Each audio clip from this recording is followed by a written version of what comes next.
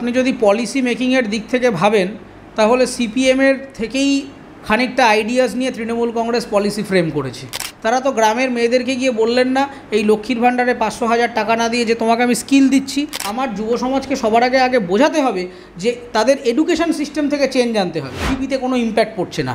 যদি সত্যিই আমাকে মহিলাদের কথা ভাবতে হতো তাহলে আমি জাপানের থেকে ইনফ্লুয়েন্স নিতাম। কারণ আমাকে যদি মা এবং বাবা উভয়কে যদি কাজের ময়দানে আনতে হয় আমাকে আগে চাইল্ড কেয়ারটা ঠিক করতে হবে। আমার 100 টাকা হলে আমি আপনাকে 50 টাকা মাইনে দিতে পারবো। আমার মা রোজগারই নেই, আমি আপনাকে মাইনে দেবো? ঢপের ক্ষেত্রে। তাহলে সিপিএম, কংগ্রেস এবং তৃণমূল এরা প্রত্যেকেই ইস্যু ভিত্তিক রাজনীতি করছেন। বিজেপির সব থেকে বড় সমস্যা, আমি যেটা বারবার বলার চেষ্টা করি, যে আপনারা সেই ভুলটাই করছেন যেটা ব্রিটিশরা করেছিল, সব কিছু ক্ষমতার কেন্দ্রীভূত করা। আচ্ছা, এই তদন্তের সূত্রে আমি জানতে চাই যে কিছুদিন আগে তৃণমূল প্রতিনিধি দল ইলেকশন কমিশনের কাছে গেছেন এবং সেখানে যে তারা দাবি করেছিলেন যে কেন্দ্রীয় সরকারের সংস্থা, 4টি সংস্থা মেন, তারা তাদের ক্ষমতার অপব্যবহার করছে, বিজেপির হয়ে কাজ করছে এবং তাদের প্রধানকে তারা বদলানোর জন্য বলেছে লোকসভা ভোটের পূর্বে। সেই বিষয়ে কি বলবেন? দেখুন, সেই বিষয়ে আমার কিছু বলার নেই। Election commissioner is the responsible person. তার যদি মনে হয়, তার টিমের যদি মনে হয় যে হ্যাঁ এইটা করা উচিত, তাহলে তিনি অবশ্যই করতে পারেন। কিন্তু আমি আবারও আপনাকে মনে করিয়ে দিতে চাই যে নিশ্চয়ই আমারও কিছু ক্ষেত্রে গিয়ে মনে হয় হয়তো যে আইনের অপব্যবহার হচ্ছে, কেন্দ্র সরকার তার হয়তো ক্ষমতার মানে তার যে জুরিসডিকশান তার মিসইউজ করছে। কিন্তু প্রশ্নটা হচ্ছে, যখন করছে তার আগে তুমি কি করছো? তোমার বাড়িতে চোর ঢুকে যাওয়ার পরে তুমি ভাবছো যে আমার দরজাটা বন্ধ করা উচিত ছিল। দরজা বন্ধ করবার জন্য আমার পার্লামেন্ট রয়েছে, সেখানে তোমার যাওয়া উচিত ছিল। তুমি সেখানে মানুষকে সংঘবদ্ধ করে বলতে পারোনি। তুমি আজকে, আমি আবার এই যে প্রিভেনশন অফ মানি লন্ডারিং অ্যাক্টের ক্ষেত্রে বলি, আজকে সিবিআই বলি, এই সমস্ত জিনিসপত্র বলি, সিবিআই, ইডি এগুলো কেন আসছে? আসার প্রয়োজন হচ্ছে কেন? আপনারা এই অন্যায়গুলো করছেন। তৃণমূলের সাংসদ মহুয়া মৈত্র যে সিবিআই আসছেন বলছেন জুতো গুনিয়ে বাড়ি পাঠিয়ে দেবেন। আচ্ছা, মহুয়া মৈত্র তো নিজেই স্বীকার করে নিয়েছিলেন পার্লামেন্টের এথিক্স কমিটির কাছে যে হ্যাঁ আমি পাসওয়ার্ড একটা বহিরাগত এজেন্সিকে দিয়েছি। হ্যাঁ, ঠিক কথাই, মহুয়া মৈত্র কোর্টে যে বক্তব্য রেখেছেন যে এটার কোনো লিখিত নিয়ম নেই, ঠিক কথাই। অনেকেই তার সেক্রেটারিয়েটদের কাছে পাসওয়ার্ড থাকে, ঠিক আছে, সে নিয়ে আমার আপত্তি নেই। কিন্তু আপনি একটা বিদেশি সংস্থাকে আপনার দেশের পার্লামেন্টের আইডি পাসওয়ার্ড দিয়ে দিচ্ছেন, এইটুকু নীতিশিক্ষা আপনার একজন পার্লামেন্টারিয়ান হিসেবে নেই? আপনি আদানিকে নিয়ে প্রশ্ন করুন, আম্বানিকে নিয়ে প্রশ্ন করুন, মোদিকে গালাগালি করুন, পার্লামেন্টে এথিক্যালি আপনার যা করার আপনি করুন, সে আমার সে নিয়ে কোনো বক্তব্য নেই।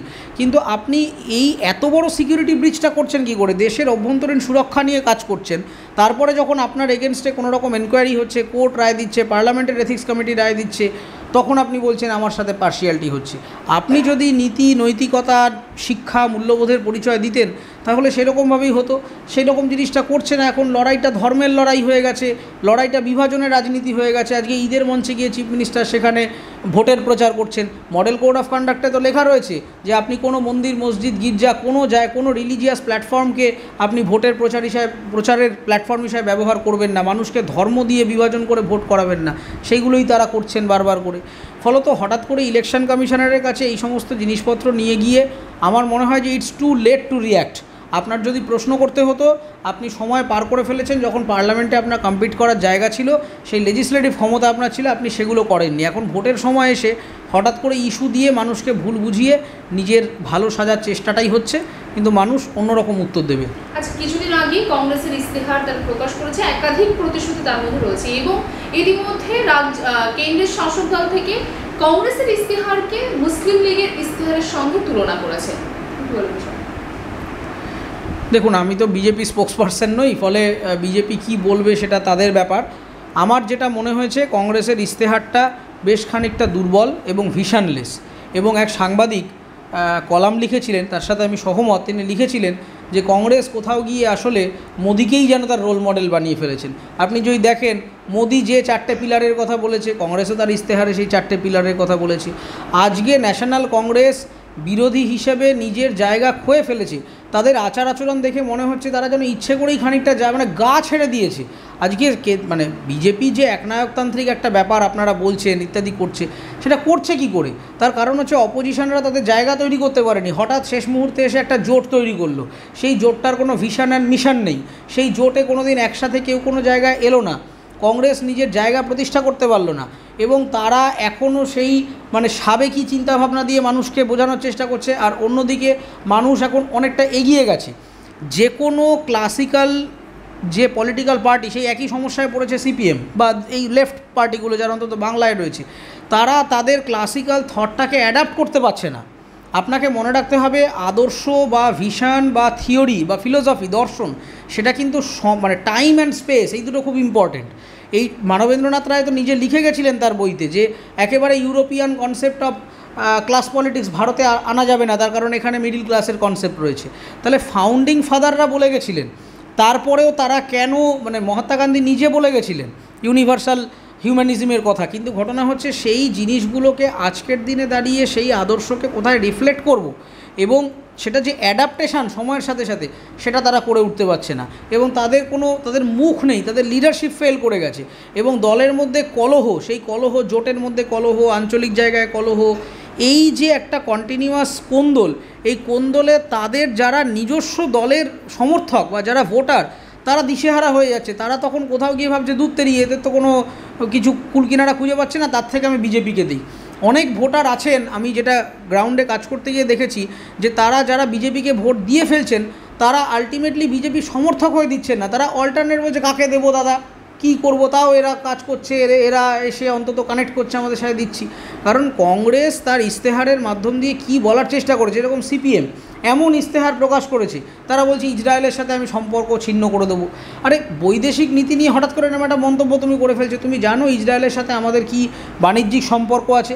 হ্যাঁ, তার মানে ইসরায়েল যুদ্ধ করছে, আমি সেই যুদ্ধকে সমর্থন করছি না, কিন্তু একটা দিক দিয়ে তো শুধু আমি আজকে তৃতীয় বিশ্বের দেশ, আমার অর্থনীতি আরও 5টা দেশের সাথে সম্মুখীন, আজকে মিডিল ইস্টের সাথে আমার সম্পর্ক কী হবে তার ওপর ডিপেন্ড করছে আমেরিকা আমার সাথে কীভাবে রিয়্যাক্ট করবে, রাশিয়া আমার সাথে কীভাবে রিয়্যাক্ট করবে। ফলে হঠাৎ করে ইসরায়েল যুদ্ধ করছে বলে আমি ইসরায়েলের সাথে বলবো তোমাকে আমি মানি না, এটা ছেলে মানুষই, এভাবে করা যায় না। তারা ইশতেহারের মধ্যে যে জিনিসগুলো বলেছে সেই জিনিসগুলো দেখুন মানুষ কানেক্ট করতে পারছে না। একই সমস্যা হয়েছে কংগ্রেস সিপিএম উভয় পার্টিরই। তার কারণ হচ্ছে আমার একটা ব্যক্তিগত যেটা অ্যানালিসিস ছিল সেটা হচ্ছে বিজেপিকে আটকানোর একটা সোজা জিনিস, যেটা আমার বাইরে থেকে মনে হয়েছে, যে প্রত্যেকটা দল যদি তাদের সর্বভারতীয় অঞ্চলগুলিতে যদি এই স্ট্যান্ডটুকু নিতেন যে আমরা যারা অপোজিশনে আছি অথবা যারা পাওয়ারে আছি তারা শুধুমাত্র তার পজিশনটা হোল্ড করব ফর দিস ইলেকশন, তাহলেই বিজেপিকে সরিয়ে দেওয়া যেত। আপনি বাংলার প্রেক্ষাপটে বলুন তো, আজকে শুভেন্দু অধিকারী বিরোধী দলনেতা হিসেবে যে অ্যাক্টিভলি বিভিন্ন জায়গাতে যাচ্ছেন, যাই করুন, তিনি যে সব ঠিক করছেন আমি বলছি না, কিন্তু বিরোধী দলনেতা হিসেবে যে অ্যাক্টিভেশন তিনি করছেন সেইটা কেন সিপিএমের একজন নেতৃবৃন্দ পারেনি, সেটা কেন কংগ্রেসের একজন কেউ পারেনি?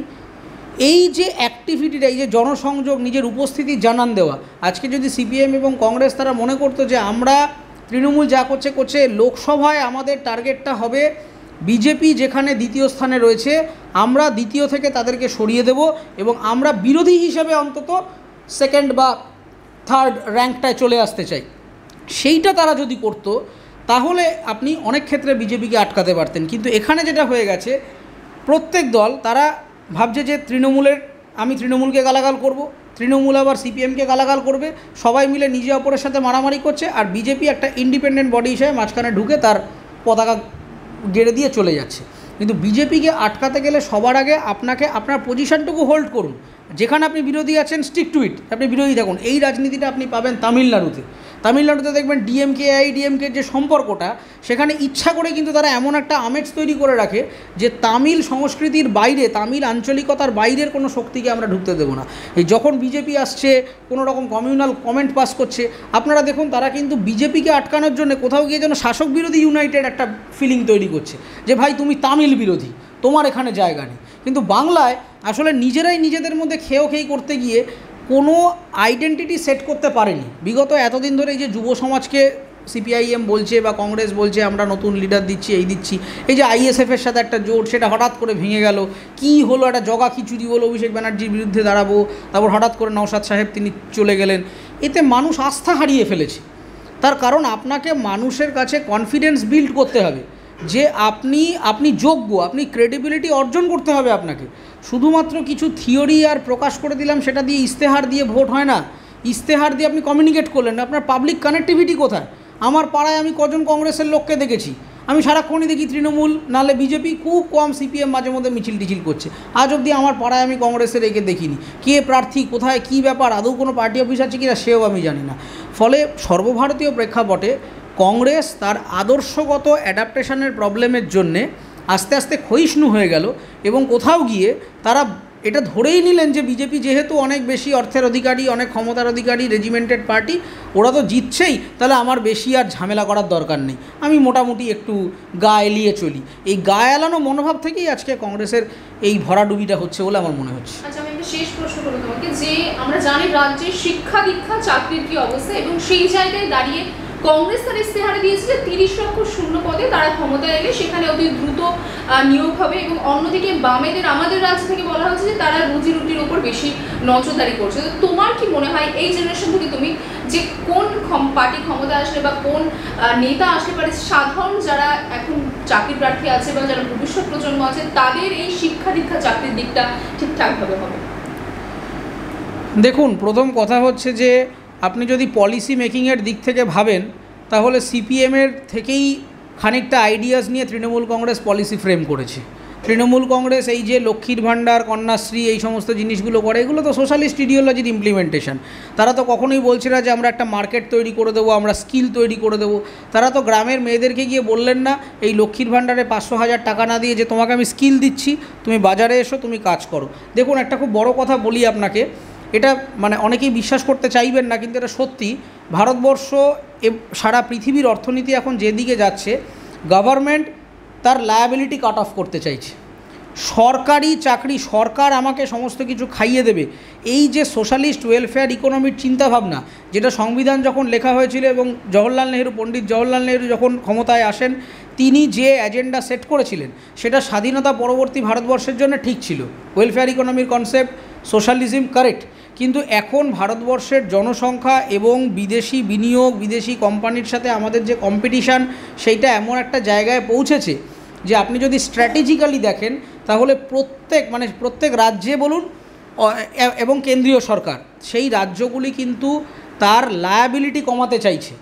সরকার আস্তে আস্তে এমন একটা বাজার তৈরি করবে যেখানে সরকারি চাকরি বলে আর কিছু থাকবে না। আপনি দেখুন, সমস্ত জায়গাতে কন্ট্রাকচুয়াল কনসেপ্ট ইমপ্লিমেন্ট হয়ে গেছে, আউটসোর্সিং কনসেপ্টটা ইন্ট্রোডিউস হয়ে গেছে। ফলে সবার আগে নতুন জেনারেশনের মধ্যে এটা বুঝতে হবে যে তোমার স্কিলটা, তোমার পড়াশোনাটা, সবথেকে বড় যেটা সমস্যা এই মুহূর্তে বাংলায় দাঁড়িয়ে, সেটা হচ্ছে ছেলেমেয়েরা যেটা পড়ছে তার সাথে বাজারে যেখানে তারা কাজ করতে নামছে তার কোনো যোগ নেই। যারা ধরুন জার্নালিজম পড়ছে, যা পড়ানো হচ্ছে তার সাথে রিয়েলিটির কোনো যোগ নেই। আমি ক্যালকাটা ইউনিভার্সিটির কথা আপনাকে বলে দিতে পারি। ক্যালকাটা ইউনিভার্সিটির বহু ছেলে মেয়ে জার্নালিজমে, আমি ইন্টারভিউ বোর্ডে বহু জায়গায় ছিলাম, সেখানে আমি দেখেছি ইন্টারভিউয়ার জিজ্ঞাসা করছে যে টেলিপ্রম্পটার জানেন? সে বলছে না, আমাদের তো এটা সিলেবাসে ট্রেনিংয়ে নেই। তাহলে সত্যি কথা, কারণ ক্যালকাটা ইউনিভার্সিটির আন্ডারে অধিকাংশ কলেজে টেলিপ্রম্পটার এই ধরনের ট্রেনিং দেওয়া হয় না। এবার ঘটনাটা হচ্ছে যে আপনার শিক্ষাটাকে হতে হবে বাজারমুখী। ক্যাপিটাল, এই যে ইকোনমি, আমরা ক্যাপিটালিজমের বাইরে নই। আপনি ক্যাপিটালিজমের বিরোধিতা করে এই মুহূর্তে চলবে না, কিন্তু ঘটনা হচ্ছে ক্যাপিটালকে কিভাবে ব্যবহার করতে হবে। একটা সহজ পার্সপেক্টিভ বুঝুন। আপনারা বলছেন যে বিজেপি ইলেকটোরাল বন্ড থেকে টাকা নিয়েছে, বিজেপি তৃণমূল সবাই নিয়েছে। ঘটনাটা হচ্ছে এই টাকাটার আপনি ভালো করে এবার ভেবে দেখুন তো, এই টাকার ব্যবহার কী? টাকাটা কি নিয়ে নরেন্দ্র মোদী বা অমিত শাহ তার নিজের ওয়েলথ বাড়িয়েছে? তা নয়। টাকাটা দিয়ে কী করেছে? বিভিন্ন কর্পোরেটের থেকে তাদের ক্যাপিটালটাকে ইনপুট নিয়ে সেই টাকাটা দিয়ে তারা তাদের সাংগঠনিক শক্তি বৃদ্ধি করেছে।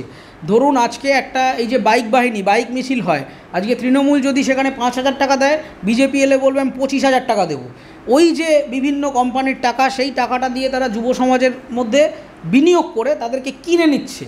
ফলে সমাজে টাকাটা ঢুকছে, এটা কিন্তু মোদি বাড়ির মধ্যে ঢুকিয়ে রাখেনি, কিন্তু সমাজে টাকাটা ঢুকছে নেগেটিভভাবে। আজকে ওই টাকাটা কিন্তু কারোর বাড়িতে নেই। আপনি বলছেন হ্যাঁ 20,000 কোটি টাকা নিয়েছে, এত লক্ষ কোটি টাকা নিয়েছে, নিশ্চয়ই নিয়েছে, কিন্তু নিয়ে কি করেছে আপনাকে দেখতে হবে।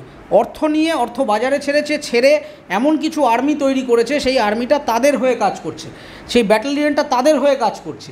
ফলে অর্থ দিয়েই তারা বাজারটাকে আলটিমেটলি ম্যানিপুলেট করছে। ফলে আমার যুব সমাজকে সবার আগে বোঝাতে হবে যে তাদের এডুকেশন সিস্টেম থেকে চেঞ্জ আনতে হবে। তোমার কোর্স ওয়ার্কটা বাজারমুখী হতে হবে। আপনি এই ক্যালকাটা বলুন, আমি যাদবপুরের ছাত্র, বা অন্যান্য স্টেট ইউনিভার্সিটি বলুন, আপনি বিভিন্ন ইউনিভার্সিটিতে গিয়ে জিজ্ঞাসা করবেন যে যারা ইঞ্জিনিয়ারিং পড়ছে তাদের জন্য ক্যাম্পাসিং হয়। অধিকাংশ বিশ্ববিদ্যালয়ে যারা আর্টস অ্যান্ড হিউম্যানিটিস পড়ছে তাদের কেন সরকারি চাকরির বাইরে অন্য কিছু করা যায় বলে তাদের ভাবানো হয় না? তাদের কেন কোনো কেরিয়ার কাউন্সেলিং হয় না যে ভাই তুমি যদি WBCS না দাও, তুমি যদি SSC রেল ব্যাংক না দাও, তোমার আর কি অপশান আছে? অজস্র অপশান রয়েছে। আপনাকে জানাতে হবে, ছাত্ররা জানে না, ছাত্ররা দিশেহারা, তখন কিছু না হয়ে ভাবছে ঠিক আছে একটা রেলের পরীক্ষায় বসি, একটা এসএসসি দেই, এই করি সেই করি, তাই তারা ভাবছে। আমি বলছি না সরকারি চাকরির পরীক্ষা দেওয়া খারাপ, ভালো করে বোঝার চেষ্টা করুন, কিন্তু আমার জনসংখ্যার অনুপাতে সরকারি চাকরির পদ লিমিটেড, এবং যারা ইশতেহারে লিখছেন এসে সমস্ত একেবারে চাকরি দিয়ে ভরিয়ে দেবো, এতে বিশ্বাস করা যায় না। তার কারণ সবার আগে আপনাকে ভাবতে হবে ফিসকাল ডেফিসিট, আপনার সরকারের আয় ভার্সেস ব্যয়। আপনার সরকারের যদি আয় সেই পরিমাণ না হয়, আপনার ব্যয় আপনি কিভাবে করবেন? আজকে লক্ষ্মীর ভাণ্ডার দিয়ে আপনি মানুষকে কনজামশনের জন্য টাকাটা দিলেন, সে কী হলো, বাজারে টাকাটা দিয়ে সে তার দৈনন্দিন জিনিস কিনছে, ফাইন, আপনি ক্যাশ ইনফ্লাক্স বাড়ালেন, কিন্তু আপনার জিডিপিতে কোনো ইম্প্যাক্ট পড়ছে না। যদি সত্যিই আমাকে মহিলাদের কথা ভাবতে হতো, তাহলে আমি জাপানের থেকে ইনফ্লুয়েন্স নিতাম। জাপানের যিনি প্রাইম মিনিস্টার, তিনি ওমেন ইকোনমিক্স বলে একটা কনসেপ্ট ইন্ট্রোডিউস করেন, যেটার মাধ্যম দিয়ে দেখা যাচ্ছে 30 থেকে 35% যারা কর্মরত মহিলা, সেই মহিলারা তারা কাজে ঢুকছেন, প্রোডাকশান লেভেলে আসছেন, জিডিপিতে আসছেন। এবার বলবেন যে তাহলে তারা কিভাবে এটা করলো? খুব সিম্পল, তারা সবার আগে কোথায় ফোকাস করেছে জানেন? জাপান সবার আগে ফোকাস করেছে হচ্ছে যে চাইল্ড কেয়ার অ্যান্ড প্যারেন্টিং। তার কারণ আমাকে যদি মা এবং বাবা উভয়কে যদি কাজের ময়দানে আনতে হয়, আমাকে আগে চাইল্ড কেয়ারটা ঠিক করতে হবে, কারণ অধিকাংশ মারা বাবারা আটকে যাচ্ছেন তাদের ছেলে মেয়ে মানুষ করতে গিয়ে। তারা যে চাইল্ড কেয়ার সার্ভিসে আমি যদি বেটার ইনভেস্টমেন্ট করতে পারি, জাপান যেটা করেছে ওমেন ইকোনমিক্সে, সেখান থেকে মেয়েদের ইনফ্লাক্স বাড়ছে। তাহলে এই দূরদর্শিতা কেন গভর্নমেন্টের নেই? 30 লক্ষ চাকরি দিয়ে বললেই হয়ে যাবে? আপনি বাজেট দেখুন, সেখানে কোথায় টাকা দেবে, ইনকাম কোথায়? রাজ্যকে তো রোজগার করতে হবে। আমার 100 টাকা হলে আমি আপনাকে 50 টাকা মাইনে দিতে পারবো। আমার রোজগারই নেই, আমি আপনাকে মাইনে দেবো? ঢপের কীর্তন। ফলে কোনো পার্টি আমার এই মুহূর্তে দাঁড়িয়ে যদি আমাকে জিজ্ঞাসা করেন, তাহলে সিপিএম, কংগ্রেস এবং তৃণমূল এরা প্রত্যেকেই ইস্যুভিত্তিক রাজনীতি করছেন। এই মুহূর্তে দাঁড়িয়ে আজকে কংগ্রেসে প্রশান্তচন্দ্র মহলানবিশের মতো লোকের ইনপুট নেই, জওহরলাল নেহেরু, মহাত্মা গান্ধীর মতো লোকের ইনপুট নেই, সিপিএমে মানবেন্দ্রনাথ রায়ের মতো ইনপুট নেই। ফলে বিজেপি তার একটা একরোখা পদ্ধতিতে চলছে সমস্ত জায়গায়। বিজেপির সবথেকে বড় সমস্যা, আমি যেটা বারবার বলার চেষ্টা করি, যে আপনারা সেই ভুলটাই করছেন যেটা ব্রিটিশরা করেছিল, সব কিছু ক্ষমতার কেন্দ্রীভূতকরণ। আপনি সব কিছু দিল্লি থেকে অপারেট করতে চাইছেন, এটা কখনো হয় না। ওয়ান নেশন ওয়ান ইলেকশন সম্ভব নয়। One nation one culture, one nation কেন সম্ভব? তার কারণ হচ্ছে বিজেপি একটা সর্বভারতীয় পার্টি হিসাবে বৃহত্তর ম্যাক্রোভিশন থেকে দেখছে। কিন্তু আপনি চলে যান একটু অঞ্চলে, ভারতবর্ষ যেভাবে প্রাদেশিকতায় বিভক্ত, ভারতবর্ষ যেভাবে ফেডারেটেড, সেই ফেডারেটেড স্ট্রাকচারে সবাইকে এক সূত্রে গাঁথবো, সারা দেশের জন্য এক আইন, সারা দেশের জন্য এক ধর্ম, এক নীতি, এইটা ডেট্রিমেন্টাল। এইটা শুধু আজকে বিজেপি করে বিপদে পড়ছে তা নয়, এটা একসময় করেছিল ব্রিটিশরাও। আপনি মন্টেগু চেমস্ফোর্ড রিফর্ম থেকে দেখে আসার চেষ্টা করুন কীভাবে হয়েছে। দেখবেন ব্রিটিশরা নানা রকমভাবে এই জিনিসপত্রগুলো করে বিভিন্ন চার্টার অ্যাক্টে করে দেখেছে, কখনো গভর্নর জেনারেল ডিপ্লয় করেছে, কখনো এক্সিকিউটিভ কাউন্সিলের লোক বাড়িয়েছে, দেখেছে এভাবে হয় না। তখনই তারা প্রভিন্সিয়াল স্টেটগুলোর উপরে ফোকাস দিয়েছে যে আঞ্চলিক গভর্নেন্সের গুরুত্ব রয়েছে। সেইভাবে যদি এই যে একটা জগা খিচুড়ি এই মুহূর্তে সিস্টেম, তাতে আমার মনে হয়েছে যে ভারতবর্ষে এই মুহূর্তে সবথেকে বেশি সমস্ত রাজনৈতিক দলে যে জিনিসটার অভাব, সেটা হচ্ছে দূরদর্শিতার অভাব। তারা পলিসি ফ্রেম করছেন সামনেটা দেখি, যে আমার ভোট আছে, এটা করে দিলে আমার এত % ভোট চলে আসবে, ব্যাস আমার গল্প সেট। তার ইম্প্যাক্ট কী হবে? আমি আগের দিনও টিভিতে বলেছি যে সংখ্যালঘু নিয়ে রাজনীতি করা হয়েছে, সংখ্যালঘুদের নিয়ে বলা হয়েছে ওবিসি বি করে দেওয়া হয়েছে, খুব ভালো কথা, নিশ্চয়ই রিজার্ভেশন অত্যন্ত ইম্পর্ট্যান্ট বলে আমি মনে করি। কিন্তু 2017-র আপনি ডেটা দেখুন, সরকারি যে পশ্চিমবঙ্গ সরকারের যে হায়ারিং, সেখানে মাত্র 2টো পজিশনে ওবিসি বি থেকে লোক গেছে, বাকি সবকটায় ওবিসি বি মানে মুসলিম ক্যাটাগরির মানুষ শূন্য। অমর্ত্য সেনের 2016 রিসার্চ রেফার করবেন, দেখবেন যে সেখানে অ্যাপ্রক্সিমেটলি 38% মানুষ, তারা তাদের মানে মুসলিম সম্প্রদায়ের মানুষ যারা গ্রামীণ মুসলমান, তাদের রোজগার 2,500 টাকা কিংবা তার থেকে নিচে। 80% গ্রামীণ মুসলমান বিলো দ্য পভার্টি লাইনে আছে। তাহলে যে জন্য আমি রিজার্ভেশন আনছি, যে জন্য আমি সংখ্যালঘুকে সংখ্যালঘু বলে কেন তাকে দাগিয়ে দিচ্ছি, যাতে তার সোশিও ইকোনমিক ডেভেলপমেন্ট হয়। মুসলিম ভাইরা, আমার এখানে ভাই বোনরা সংখ্যায় কম আছে, পলিটিক্যালি কম আছে, ইকোনমিক্যালি ব্যাকওয়ার্ড আছে, সেজন্য তাদেরকে যাতে সামনের সারিতে টেনে আনা যায়, দ্যাটস ওয়াই সেই পলিসি হওয়া উচিত ছিল। কিন্তু কোথায় সেই পলিসি? আজও কিন্তু আমাদের যারা বিভিন্ন রকমের কাস্ট মাইনরিটি, ক্লাস মাইনরিটি, তারা সেইভাবেই সাফার করছেন। বটম লাইনে কোনো রকম উন্নতি হচ্ছে না। ফলে ভারতবর্ষ বা পশ্চিমবঙ্গের যদি সামগ্রিক উন্নতি করতে হয়, তাহলে সবার আগে দূরদর্শী রাজনৈতিক ব্যক্তিত্বদের আরও বেশি করে আসা বলে আমার মনে হয়।